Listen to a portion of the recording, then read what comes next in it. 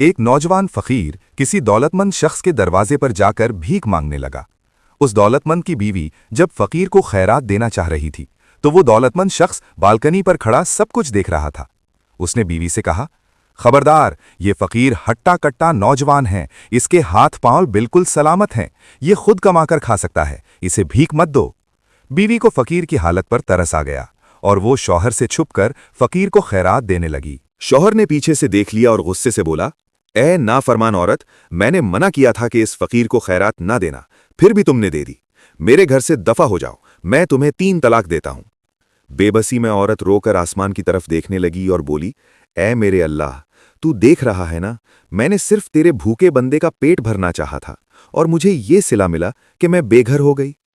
फकीर ये सब देखकर खामोशी से वहां से चला गया और वो औरत अपने बूढ़े बाप के घर लौट गई, जहां वो उनके कमजोर कंधों पर बोझ बनकर रहने लगी। लोग कहते हैं कि अल्लाह कभी कभी अपने बंदों को बड़ी इम्तिहान में डाल देता है।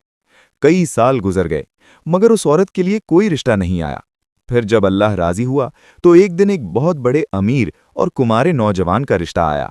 शादी के बाद जब औरत उसके घर गई तो नौजवान ने कहा, क्या तुम मुझे पहचानती हो? उसने कहा, नहीं, मैं आपको नहीं पहचानती।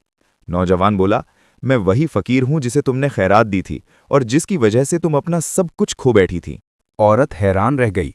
नौजवान ने कहा, जब तुम्हें तलाक दी गई थी मैंने उसी वक्त अल्लाह के दर पर रो रो कर दुआ की कि अल्लाह मुझे इतना दे जितनी तेरी रहमत है, और मैं वादा करता हूं कि मैं उस नेक औरत से निकाह करूंगा।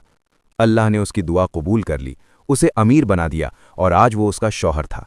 नौजवान बोला, अब मैं कमाऊंगा और तुम खाओगी, सारे काम मैं खुद करूंगा और तुम इज्जत से रहोगी। औरत फिर रो पड़ी और बोली, मालिक, तू बड़ा बेनियाज है, पहले इम्तिहान लेता है फिर ऐसी रहमत करता है जो कोई सोच भी नहीं सकता। कुछ दिन बाद जब दोनों बैठकर बातें कर रहे थे तो दरवाजे पर एक फकीर ने आवाज दी। शौहर बोला, सारी खैरात तुम अपने हाथों से दोगी।